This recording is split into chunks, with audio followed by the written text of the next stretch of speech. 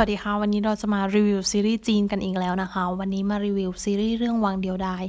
ซึ่งเรื่องนี้มีทั้งหมด69ตอนเป็นซีรีส์อิงประวัติศาสตร์จีนที่บอกเล่าชีวประวัติของฮ่องเต้ซ่งเหรินจงหรือเจ้าเจินแห่งราชวงศ์ซ่งนั่นเองเนื้อเรื่องจะค่อยๆเล่าให้เห็นถึงการเติบโตของตัวละครอย่างค่อยเป็นค่อยไปนะคะจะเห็นว่าซีรีส์เล่าตั้งแต่เจ้าเจินเพิ่งจะได้ครองราชย์ใหม่ๆโดยตอนนั้นก็ยังมีหลิวไทเฮาว่าราชการอยู่หลังม่านอยู่เลยเล่าไปจนถึงได้ปกครองด้วยตัวเองได้แต่งงานกับฮองเฮามีลูกกับสนมจนลูกโตจนถึงวัยแต่งงานอีกทีนึงไปจวบจนฮ่องเต้สวรรคตกันเลยทีเดียวคือเรียกว่าเป็นซีรีส์ที่เล่าเกือบทุกช่วงชีวิตของฮ่องเต้ซ่งเหรินจงเลยก็ว่าได้ค่ะซีรีส์ไม่ได้เน้นความหวือหวาตื่นเต้นหรืออรรถรสอะไรมากมายนะคะเพราะว่าซีรีส์จะค่อนข้างเน้นบทพูดเป็นส่วนใหญ่มันจะทำให้เราได้เห็นถึงความคิดการตัดสินใจต่างๆของฮ่องเต้ในการปกครองบ้านเมืองเรื่องราวส่วนใหญ่ก็จะเป็นการถกประเด็นกันระหว่างขุนนางแล้วก็เหล่าบัณฑิตในท้องพระโรงนะคะไม่ก็ห้องทรงอักษรของฮ่องเต้ไม่ได้มีฉากรบราฆ่าฟันอะไรกันและในช่วงรุ่นลูกนะคะช่วงนั้นจะเป็นช่วงที่มีดราม่าหนักมากมันจะมีความละครเพิ่มขึ้นนะคะเป็นการเพิ่มอรรถรสในการดู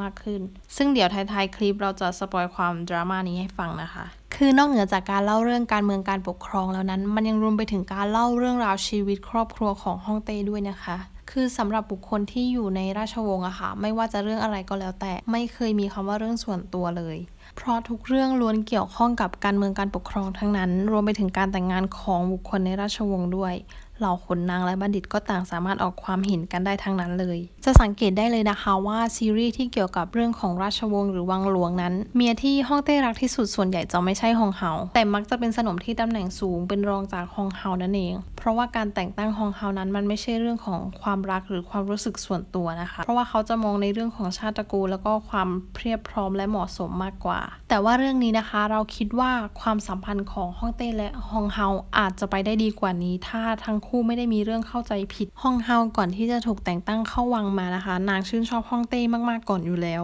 แต่พอแต่งมาแล้วนางรู้สึกว่าสิ่งที่เป็นมันไม่ใช่อย่างที่คิดเลยฮ่องเต้คืนเข้าหอไม่ได้มาหาฮองเฮานะคะส่วนหนึ่งเป็นเพราะข่าวลือที่ว่าฮองเฮาอัปลักษณ์ด้วยซึ่งจริงๆฮ่องเต้ก็ชอบฮองเฮาตั้งแต่แรกเห็นเลยนะคะแต่ว่าเหมือนมันสายเกินไปแล้วอะค่ะทำร้ายความรู้สึกฮองเฮาไปแล้วแต่ว่าฮ่องเต้ก็มาง้อหลายครั้งนะคะแต่ว่าด้วยนิสัยของฮองเฮาอะค่ะความทิฐิอะไรบางอย่างก็คือไล่ฮ่องเต้กลับอย่างเดียวเลยคือทั้งคู่กว่าจะรู้ว่าแบบรักกันนะคะเสียเวลาไปเยอะมากๆแล้วด้วย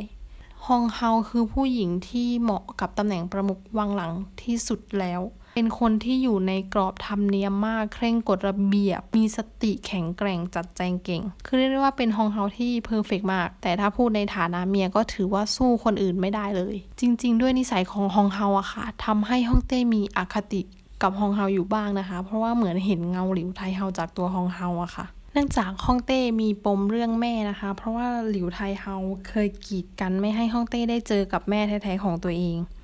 ทำให้เป็นปมมาจนถึงทุกวันนี้เพราะฉะนั้นคนที่ฮ่องเต้รักมากๆก็เลยกลายเป็นสนมจางนะคะเด็กผู้หญิงที่ฮ่องเต้ไปรู้จักในคืนวันเข้าหอกับฮองเฮาซึ่งนิสัยก็คือคนละเรื่องกับฮองเฮาเลยทั้งงี่เง่าเอาแต่ใจอ่อนอ้อนว่าง่ายๆว่าฮ่องเต้หลงมากๆคือเรื่องราววังหลังอะค่ะตอนแรกก็สงบสุขดีนะแต่พอสนมจางได้มาเป็นสนมอะค่ะวังหลังมันก็เลยแบ่งเป็น2ฝ่ายระหว่างฮองเฮากับสนมจางคือทั้งคู่จะไม่ค่อยถูกกันเนื่องจากว่าสนมจางนิสัยจะเด็กมากมีฮ่องเต้คอยถือหางด้วยเลยค่อนข้างเบ่งอำนาจพอสมควรไม่อยู่ในกฎระเบียบอะไรทั้งนั้นส่วนสนมคนอื่นๆก็อยู่กันอย่างรักใคร่ปรองดองดีนะคะ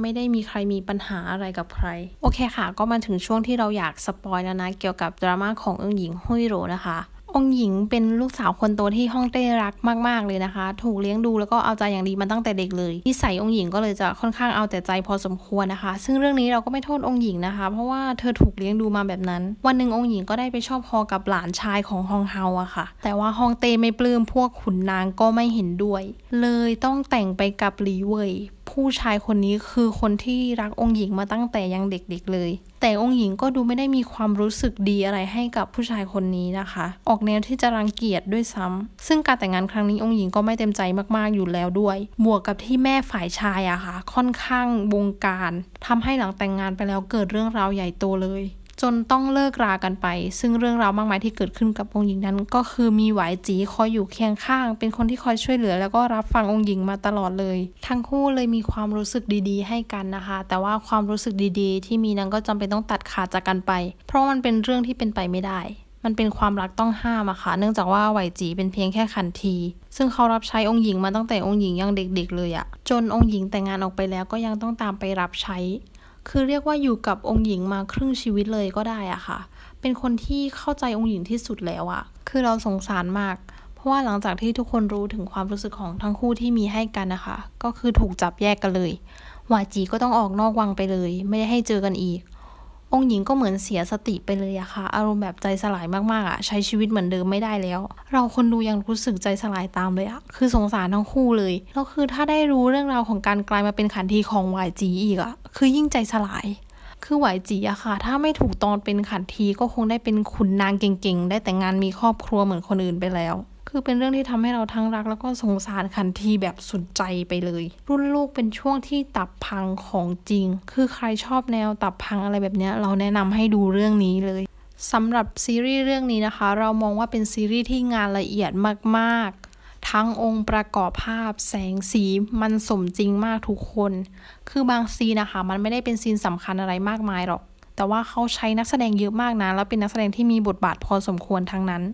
หรือบางซีนนักแสดงหลักก็อาจจะกลายเป็นแค่แบบตัวประกอบของซีนนั้นนะคะแบบเป็นเหมือนภาพเบลอๆอยู่ข้างหลังอะไรแบบนั้นนะคะไม่ได้มีบทบาทสำคัญคือมันดูแล้วมันให้ความรู้สึกสมจริงดีอะ